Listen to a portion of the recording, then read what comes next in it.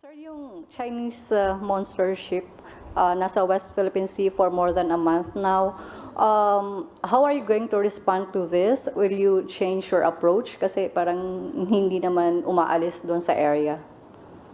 Well, we don't have the means na paalisin. Hindi naman, buti kung meron tayong aircraft carrier na may kasamang destroyer, frigate at saka submarine na papupuntahin natin doon para matulak silang palayo. Wala naman tayong ganun. Kung sa palakihan at paramihan lang ng barko, malayo tayo sa China.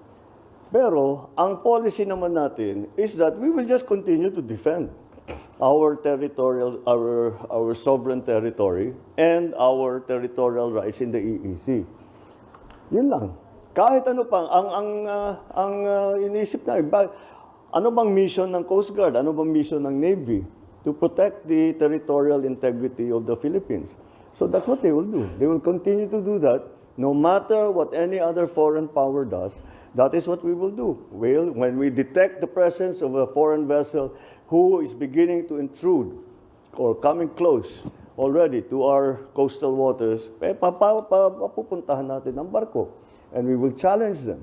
And we will make sure that they know that this is what they are doing is illegal. Of course, they will counter saying that they're doing regular peacekeeping law enforcement patrols.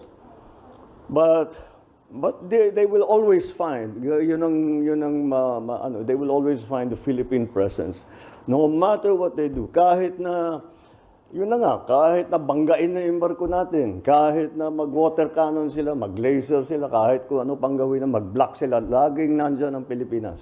We will always be there protecting our territory. We will always be there making sure our fishermen are able to exercise their sovereign rights.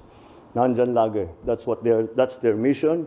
And if their presence helps to, kasi kung minsan napapaalis nga nila kahit yung malalaking barko, then better. Then